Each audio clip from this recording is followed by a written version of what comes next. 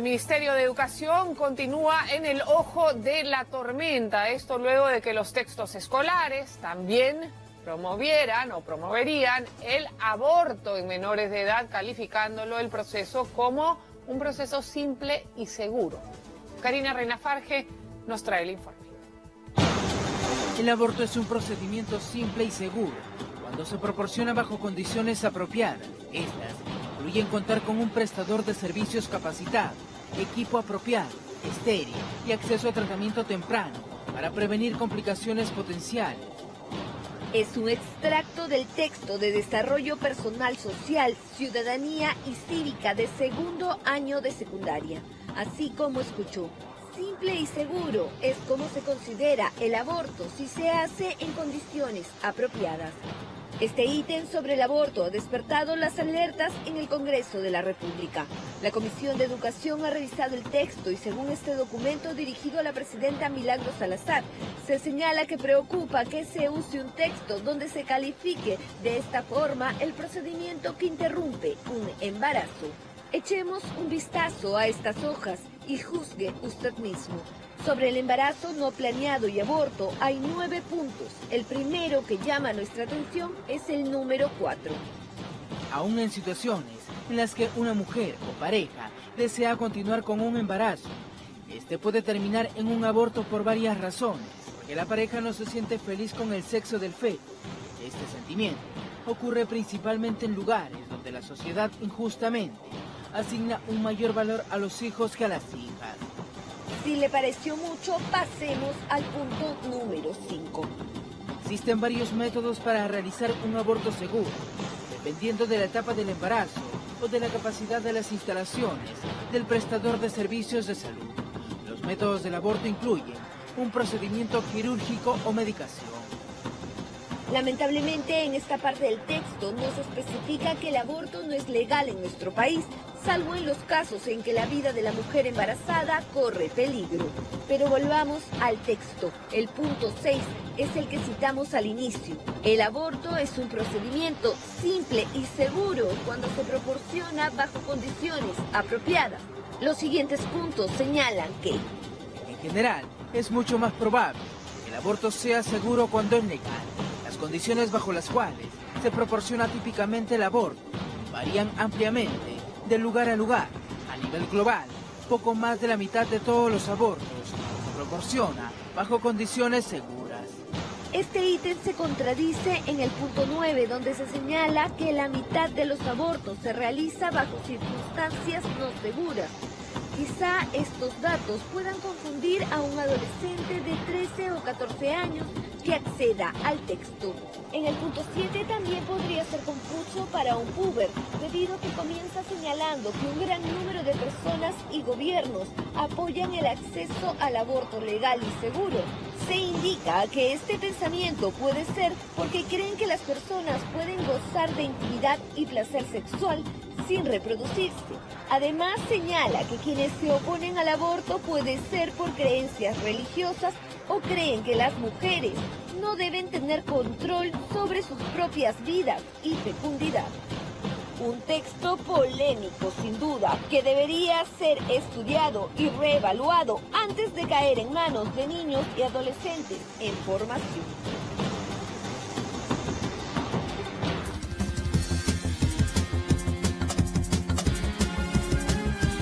Sin duda un tema absolutamente polémico y por eso sobre esto queremos hablar en nuestro segmento Fuego Cruzado. Tenemos acá a 2 invitados que representan básicamente los 2 lados de esta polémica. Por un lado tenemos a Sara Ramírez, ella es coordinadora de Promsex, bienvenida, buenos días.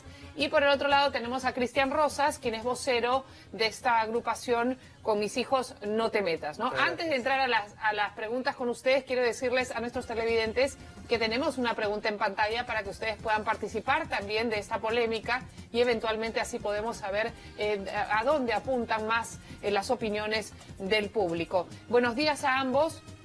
Sin duda, no hay nada que decir que este link en los textos escolares no ayudan a nadie, ni a aquellos que quieren discutir el tema de género, ni aquellos que no quieren participar del tema de género. El link es demasiado agresivo, no es apropiado para chicos escolares. La pregunta que tenemos en pantallas es: ¿la ministra de Educación debe renunciar por textos escolares con contenido sexual? Ahí pueden participar, ¿no? Y vamos a seguir ahora con la entrevista. Sara, coordinadora de Promsex. Ahora, este link que aparece dentro de los textos escolares, por más que el tema del enfoque de género sea algo considerado como bueno desde el lado de ustedes, ¿les parece correcto que haya aparecido este link donde sí rebasa, creo que, todos los límites para chicos escolares? A ver, ahí hay varios aspectos que hay que tomar en consideración.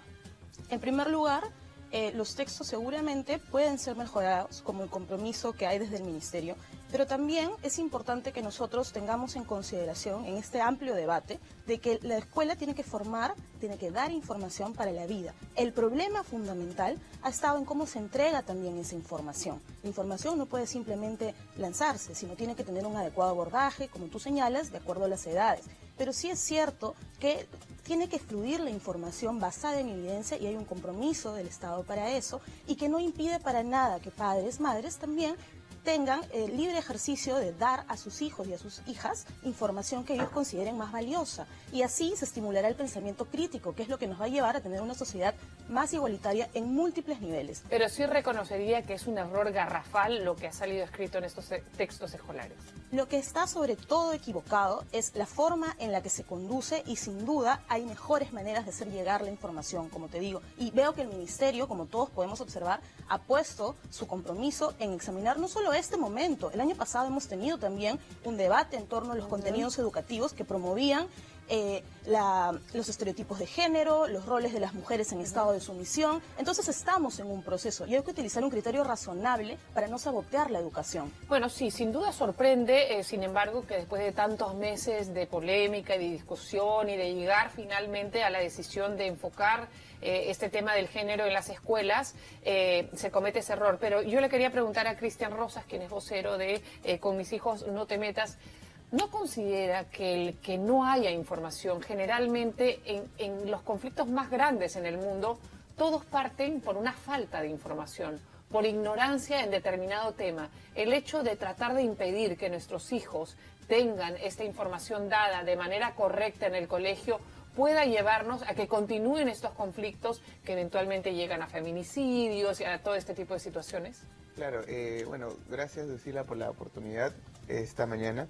Y efectivamente es importante dar información con base científica a los alumnos, porque eso es parte de suplir y complementar al rol formativo de los padres familia que proviene del Estado. Y ahí quizás va nuestra primera diferencia, ¿no? La posición de Promses es que el Estado forma a los niños, porque inconscientemente traslada la idea de hijos del Estado, que era de los regímenes totalitarios. Pero en un Estado democrático, el rol formativo es de los padres. El Ministerio de Educación simplemente complementa. A ver, quiero preguntarle a Sara, ¿efectivamente ustedes quieren hacer que el Estado forme a los hijos? A ver, no es la posición de Promsex, es la posición del Estado peruano, que ha suscrito acuerdos internacionales en donde se compromete a brindar educación acorde a los estándares de derechos humanos. ¿Qué significa esto? ¿Cómo se come? Es simplemente aprender a tener una sociedad igualitaria. O sea, pero que el Estado sustituye la educación de los padres. El Estado no sustituye la educación de los padres, no hay ninguna norma, ninguna pauta que impida a los padres y a las madres dar la educación que ellos consideren con los elementos que ellos consideren más valiosos. El Estado tiene la obligación, sí, de brindar educación de acorde a estos estándares y basada en evidencia, de tal manera que los niños, las niñas, los adolescentes tendrán y estimularán su pensamiento crítico. Cristian, pero sí, como padre de familia, el hecho que en la escuela nos den cierta información, ¿quiere decir que nosotros dejamos la educación en manos del Estado y de los colegios? Más bien el Estado se forma, no son servidores públicos asalariados nuestros, de los ciudadanos, los mandantes. Elegimos un mandatario y ministros que viene de siervos, servidores públicos, para suplir y complementar, pero no para inducir a nuestros hijos menores de edad a la penetración anal, al sexo oral, a las orgías grupales. Eso ha quedado claro, creo que las dos partes, que está equivocado, ¿o no? Es que el problema de diferencia es que no es, la mía es de fondo, que eso no se puede tocar. En cambio, al parecer, Promses tiene diferencia de forma. No, lo que yo quisiera colocar aquí es que Toda esta discusión que podemos tener no nos tiene que quitar de foco de que el enfoque de género en las escuelas tiene como principal objetivo salvaguardar la seguridad de los niños y las niñas ante la emergencia nacional que vivimos de violencia sexual, de feminicidio como tú has tocado, y todo este debate que podemos dar no tiene que afectar para nada la inclusión de este enfoque. Claro, pero el punto que está haciendo Cristian es sobre justamente estos textos que han salido con este link, en donde sí hay unas informaciones de altísimo contenido sexual y que no es apropiado para los chicos. ¿Ustedes están de acuerdo que está equivocado o mantienen la posición de que eso es parte de la información que se tiene que dar? A ver, esta información puede ser alcanzada de mejor manera, pero sí es importante dentro de los contenidos de educación sexual integral conocer algunas prácticas, que no quiere decir promoverlas. Hay una diferencia abismal. El pensamiento crítico justamente pasa porque las personas, desde su formación más temprana, cuentan con esa información de manera canalizada, comprensible.